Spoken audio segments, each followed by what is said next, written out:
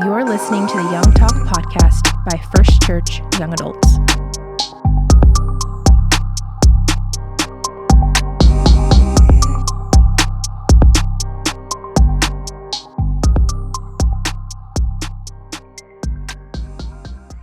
What is up, everybody? Welcome to Young Talk Podcast. We have some familiar faces, and then we have one who will introduce himself. So let's just start around the table and go from there. So, Hey everyone, I'm Paris. I'm Sharan.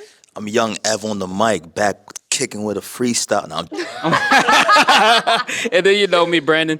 We're just gonna dive in and talk about a few things regarding healthy living. One thing that we know that's been going on, or that's been a thing since we were able to create and innovate technology, is that we have so much help at our fingertips, whether it's within our like physical, mental, or spiritual state. There's a lot of resources that we can use that allows us to just better our life, and we're just gonna pretty much talk about a few things that regards healthy living. So I have a question, some questions laid out, and let's just begin with some like general questions. How important is healthy living for you guys? Like I know we have this checklist that's in the back of our minds of what our day may look like. Where is kind of like things that contribute to healthy living on that scale? Like, where is it on you guys' list? I can start if you want me to. If you need me to. Okay. For me, I would unfortunately put it around about the fourth. If it had to be on the list, it'd be in the fourth spot, because obviously I take physical time out of my day, out of my week, to go to a gym, to play ball, to do whatever it is that I need to do to stay physically active or spiritually active, whatever it may be. So it's probably about fourth on my list. I'd say it's like first on my list, actually. But that's through... Micah 2.0 up in here. Yeah. Yeah, good one. No. I'm not Hulk walking around on these streets apparently, but I'd say through injuries and so forth, I kind of had to start taking care of myself, at least my body, right? Like I sustained like a torn ACL, and I was accident prone when I was in middle school. That was so bad. Like I'll like get out the car to school and then sprain my ankle. And it'd be like, yeah, just stay home. Call my mom, like, yeah, just keep him home for the week because he's just messing us up right now. But I think it's number one, and just prioritizing the gym, running, eating, and all that kind of encompasses in health. Yeah, number one for me. Yeah. For me, I think, it depends on the type of health we're talking about, like mental health or spiritual health and physical health. Like they all kind of fall in different places for me. For sure. So, but yeah, I'd say all of them are at least top 5. Okay. I think for me, I should it's not like number one. It definitely should be more prioritized, but kind of like Sharan said, there's so many different healthy living, like she said, mental, physical. I don't know. I would love to get in the gym. Sharan, you go to the gym? No? Girl, no. I know FB. Brandon, don't you go to the gym too? I do. Yeah. I do. I show up sometimes. I need an accountability partner. I need someone to go with. If I go in there by myself, I'm going to be like, Who lives near me? Yeah. But I'm not the type to draw out a workout plan. I mean, Evan, you might Said have I get on the treadmill. a plan like, this is what I'm going to do this day. I'm going to do back, legs, or whatever. I don't do that. I just go in and kind of like know where, like if I'm just feeling weak in my legs, I'll stay on legs for months. And that is a bad thing, but it's such a bad habit I'm trying to break, because I'm like, I need to get these chicken legs, I feel like I have chicken legs. So that's one part that I'm like very, very like intentional about when I go to the gym, is working on my legs, because I want them to be stronger. I guess we can kind of go into a more like a broader question concerning like society. What do you guys think, like the young adults, like what are they facing that really affects their health, like the young adult age group? Like what do you think that's happening in today's time that's like it could be good, it could be bad, like it doesn't have to be just bad, but that's affecting in general the today's young adults? I the think health. gym culture has become so popular as of, I guess, honestly, right after COVID. Like when COVID hit, like everyone was like, okay, I'm on my new fitness, health, well-being journey. And then obviously when things started opening back up, I think that became like a really big, I guess it kind of, I don't know how to say this. I guess in a pop culture, it became like really popular to go to the gym, have a gym workout. Like, so I think that's a good thing that's been happening is, at least for physical health, I think it's been, had a lot more light shined on it in the most recent years, which is good. So I think that's something. Yeah, I mean, what's been on like the what do you call it? The news feed. I know that's an old way of saying it, but what's like really like, yeah, the algorithm. I can't think of that. See how old I am? I said news feed. What'd you read in the daily paper? Well, I guess the Daily Bugle. School Twitter right there, like on my news. No, yeah, that is very like, oh, I could think. Well, y'all know what I'm talking about. Yeah. But like, that's like, yeah, that the social, the influencers, like that's like setting up a camera because it's so like easy. Setting up a camera, this is what I'm doing, and it could be the most basic or the most complex, and they're getting views like it's And paid for it too. Some of them, yeah. and I paid wouldn't for it. say easy. You don't think it's easy? Coming from an editor, someone who Oh well, I would not say. I mean- Evan can second me on this I one. feel like coming up with content is the hardest thing. Right. okay, You're yeah. good at that though. That's something that I feel like you're really good at. Yeah. Yeah. Y'all are kind. Okay, so if let's say if you're not a gym rat, if you're not like someone who takes brisk walks or just that very like what do you do to just help yourself physically? Like it may not be anything demanding, but what contributes to, you know, that physical state, keep yourself healthy? If I know Evan, you're a gym rat, but if you wanna if you're on your easy day, light day, what do you do? Cannot claim that title at all. They'll get at me. Bro, your first time on the podcast and you lying? Okay. Not a gym rat. Can't say. You ever worked out with Truman? Yo, y'all gotta work out with you. No, I have not. Leg? Truman is passionate. Oh my god. I'm avoiding him specifically with legs. I know that man's gonna kill me. He had me like, please don't pop a muscle in front of me. Like, I don't want to have to carry you home. like he was like, and I'm like, oh my god, Squat? dedicated. like, It's a passion, yeah. yeah, very passionate. I hear that like once you go to the gym and you get into this, you know, routine of it, it becomes addicting. Yes. I've never experienced that personally. I can say for me it has been, but it's not necessarily the workouts. It's not the amount of weight I'm lifting, although it does feel like it feels good when you're lifting and you're improving. The addicting factor comes in, and there's chemical names for it, but like the feeling you get afterwards, that I always get this like relaxing feeling, this rush. Yeah, you sleep better.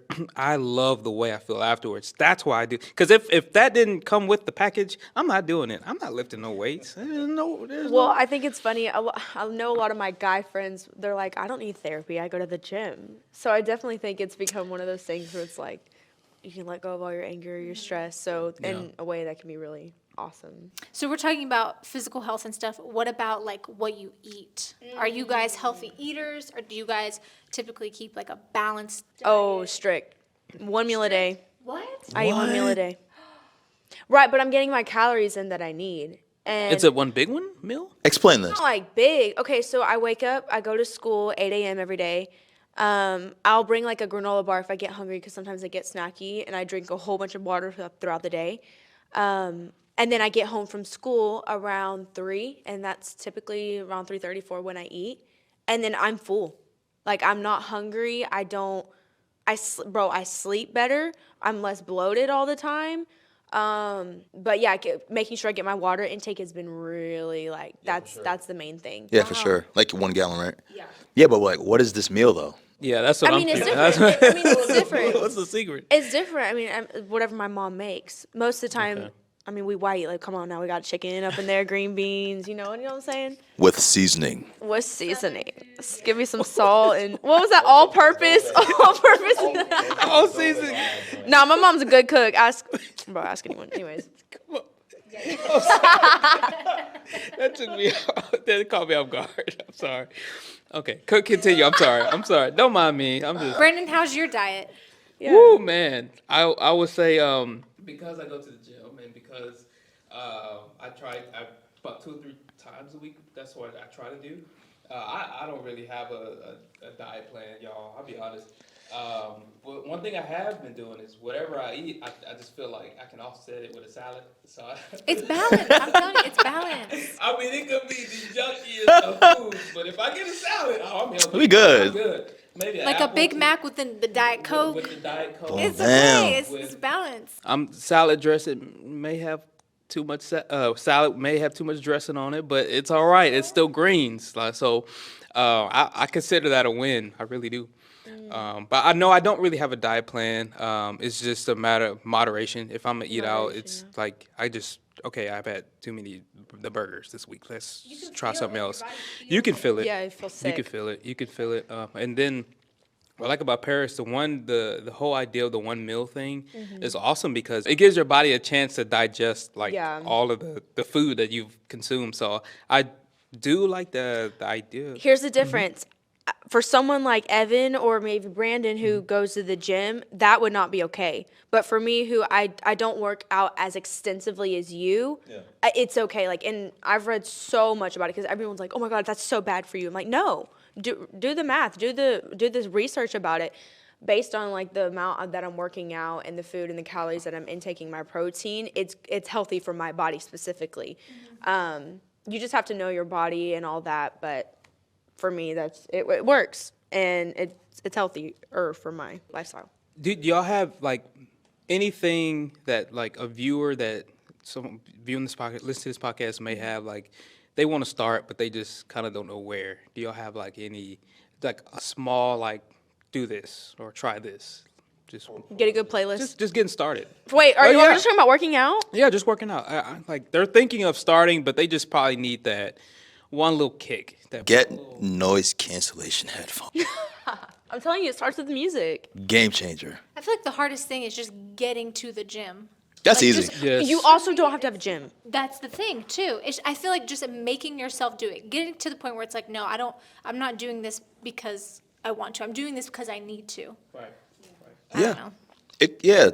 Need to as well. If you compare the need and the want, that's perfect harmony. Because it's all like I'm not gonna do something if I don't want to. It's gonna be hard. It's gonna Yeah. feel like a task. Yeah. So I think the first step would be to outline like the reason why you'd want to go to the gym, and you can put, health reasons, and you can also put aesthetic reasons. Like, hey, I want to Set goals. Set goals. Set goals. set goals, and you review that list, and then you make that first step, and you sign up. You already find the gym first, go, and then you sign up. I think to stay consistent, the best thing that you can do, I mean, obviously everyone's day looks different every day, but I think finding that hour of your time or 30 minutes of your time that okay, that's my set time to work out. Instead of just having the mindset, I'll do it at some point today. No, that never works. Never works. So I think finding the time, and then also, like how I mentioned earlier, you don't have to have a gym. If your thing is walking, go take a 20-minute walk, whatever. Find a video on YouTube of ab workouts or leg workouts. So there's moderation. You don't have to go to the gym. Okay. Obviously, if you're wanting to progress in harder ways and, whatever. But Yeah, I like the whole talk with the physical side of things. What about we can kind of gear it more toward like our the emotional side of it, the mental side of it. Like how, I guess, do you guys feel that you handle your emotions well, like that side of things, like Right now, no. well, do you- like what does it look like for you? Like for me, I would say that the last 2 months, this is just being very candid, like this is just being very real. The last 2 months, I don't suffer from anxiety. I don't suffer from depression. Like that's not boasting. That's Amen. not anything that I'm just like. But I'm grateful for that. But the last 2 months, I have found what it has felt like to experience those things with work, with like taking on new responsibilities at my job, and then the current workload that they had me under. Like everything was just like crashing against each other, and I was like, this is crazy. I was so it affected me so much that I could feel that my body on my left and my right like trap area was so tense that like my back, the middle part was like I couldn't like literally I couldn't stretch out. Like I was so like my body was literally hurting, and I was like, this is what it feels like to have anxiety. This must be what it feels like to be like the depression. And so like obviously like we had the retreat that coming week, so that was crazy how it all worked out with God. But I'm asking this question because as someone who doesn't deal with those type of things, I realize it's real, and I realize that we have to have some kind of like conversation within ourselves, or even like this podcast. How do we deal with those type of things?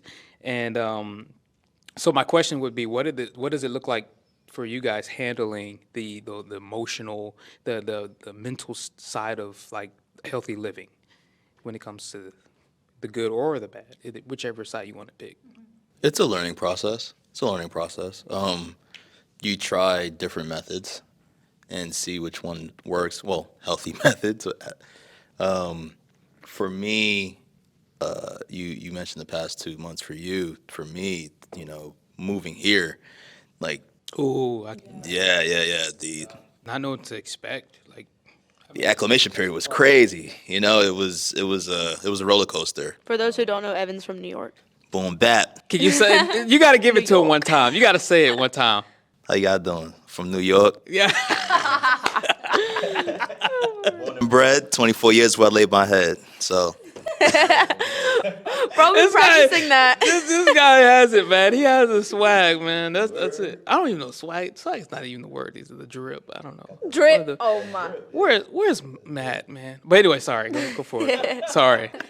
Matt's soon gonna have to teach us all the new lingo, man, because he's around them kids. But yeah. So just trial and error.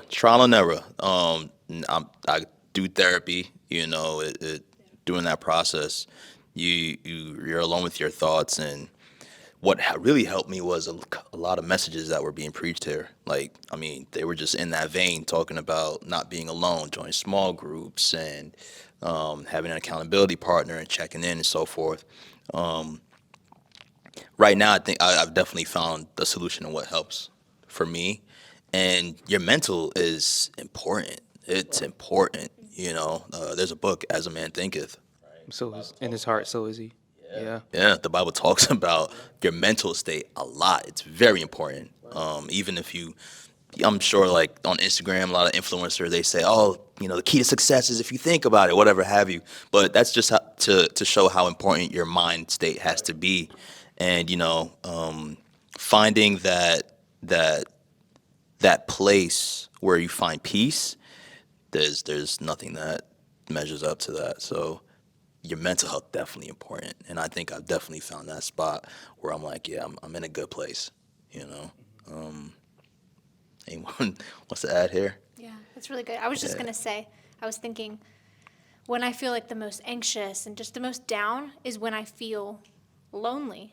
So Yeah. I think it's so important to not just find people, but find your people, find like-minded people. And I love that you said, like, joining a small group. Like, one of my favorite small groups, it's called Bunko Night. It's a game. I don't know if you guys have ever played Bunko. It's a dice game, but I'm the youngest one there. Everyone else is probably in their 50s, and it's the most fun. That's my favorite small group. We do it once a month, and it's the best. It's the best, and anytime I leave, I just feel so much joy and happiness. I'm just learning from all these women. So I think it's just surrounding yourself with people. I find that, like, in those times where I'm just like, I'm just going through this season of finding your people is so important. But also finding time, like, when you're alone, that it's okay to be alone. Right. Right. So I think finding that balance of when you're alone, making it, having that time with God and it being, you know what I'm saying? Right. Yeah. There's nothing wrong with being alone. Right. You're going to go through seasons of loneliness. But yeah, I think it's so important to find your people. That's what's helped me. Yeah. I think there's a difference between loneliness and being alone. Yeah. Oh, absolutely. I agree. Yeah. Like, it's encouraged to be alone and be with God, like that devotion time. But loneliness, I think that's the opposite. Like, Yes, you're alone, like you're like by yourself. Yeah. In seclusion. Yeah. Right. In seclusion. You never want to get to that place where you're isolated. Yes, isolation. Absolutely. For me, I'm very type A personality. So I've never really dealt with anxiety before up until like I would say towards the end of January. I went through a season where I started experiencing it. Well, I think the thing that I've figured out for like Evan or Sharan, it's finding your people, finding, whatever. But for me, I'm the type of person where when problems come, I'm just like, okay, I'll get over it, moving on. And I think for me, when it comes to anxiety, thinking about it and not just shoving it out and Yeah. thinking about, okay, well, what triggered this? Like diving deep into it, like almost not making it worse, but trying to figure out why am I feeling this way instead of shoving it away, because every time that I've shoved it away, it just gets worse and worse and worse. Right. It comes back 10 times. So I think figuring out what's causing it and thinking and dwelling on it, but not idolizing it. Does that make sense? Yeah. Not claiming it. Right. Right. But just figuring out what's triggering this. What can I do to? I think for those who like 'cause we were talking about small groups, some Sharan mentioned small groups, finding your people. I know it's harder to do that. Like if you're not in a church setting, if this is not a normal thing for you, being in a church, being in small groups, no, you don't know what that is. You have to figure out, I guess, what's your atmosphere looking like now? Who's around you now? And if they're bringing or it's bringing negativity in a way that the stress and anxiety is present and it's a daily thing because of your atmosphere, because of where you are. I think that reevaluating some things can really at that point that you're not even stepping foot in a church just yet. You're doing what you can do as far as adjusting your relationships. I think that that could be the number one step. And then let's say if you get past that, and then there's a point where you want to try a church, you want to try a small group, you hear about it, and I know it's depending on where you're located, it may not be a thing. But let's say if you are, try it out. Try a small group, try a church service, try that podcast or that preacher on the YouTube, whatever, and get kind of connected into something bigger than yourself. I think that doing that can really encourage you. You can pull resources and you can pull answers to some questions that you may be having. I believe God, he's timely in the things that he presents to us. So and he hears our cries, he hears our prayers. So I believe that getting around people, finding a relationship, it doesn't have to be anything grandeur but with God, the still small prayers that you don't like, the words you can't find, just calling on his name, like those things build on each other. So I just kind of want to point to that group of that may be watching. That boy. He is.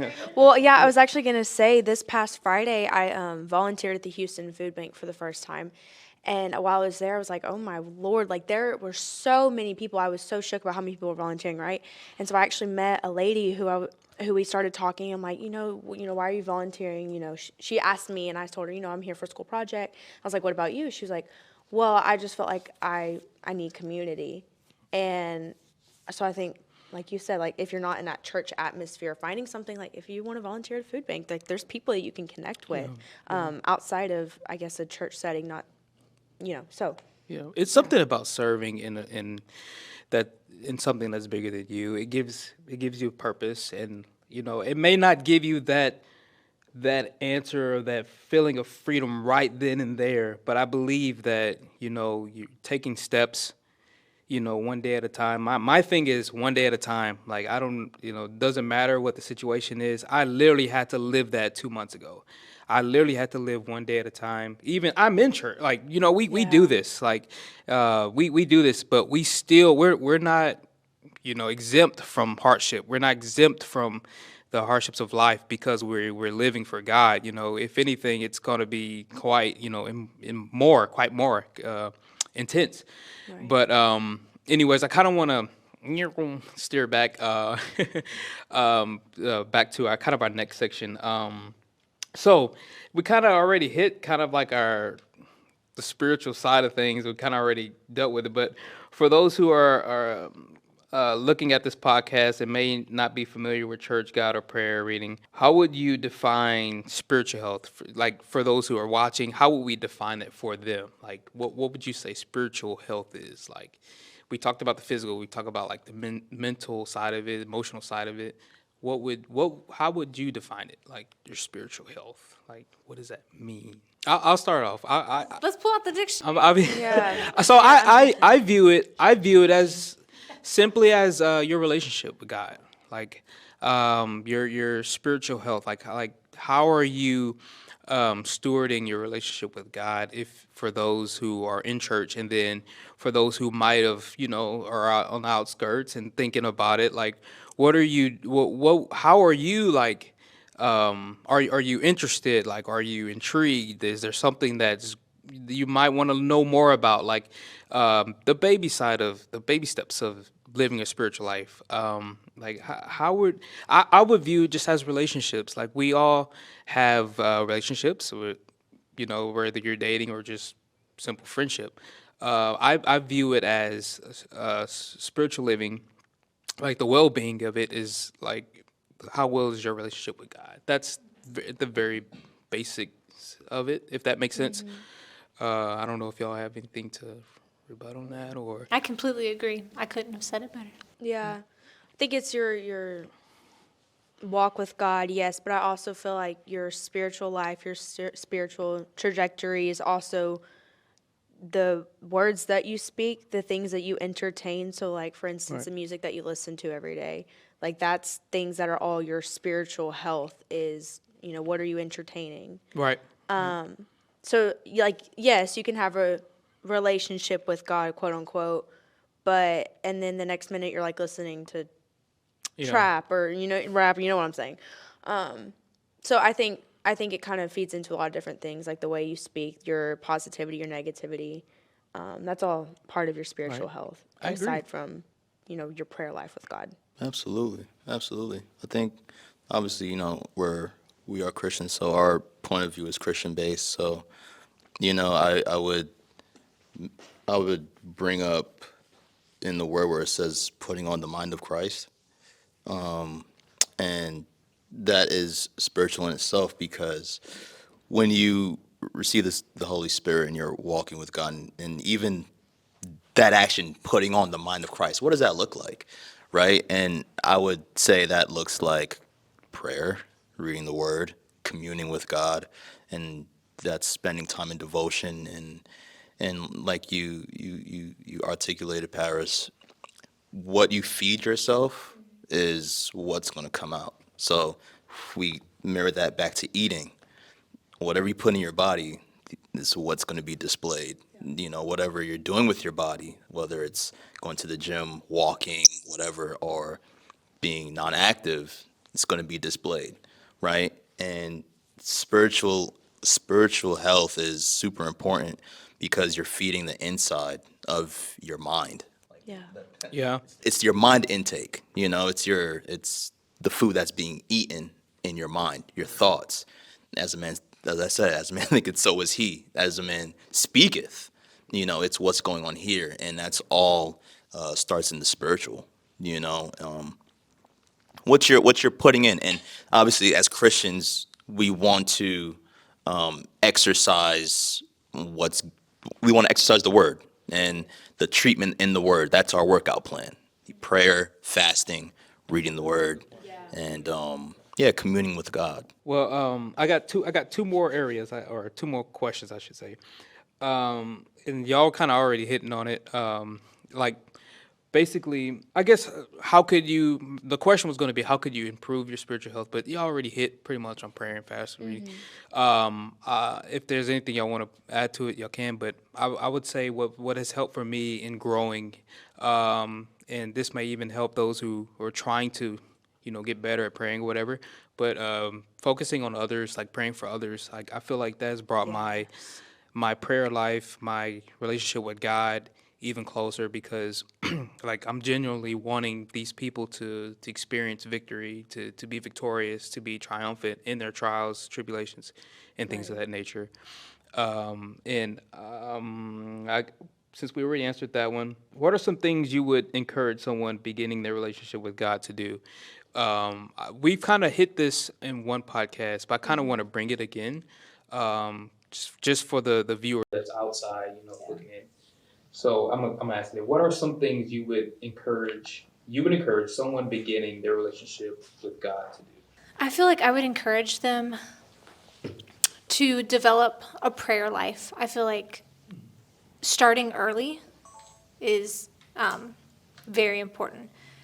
Learning how to pray early in your walk with God, or whatever season you're at with your walk with God, developing a prayer life I think is so important.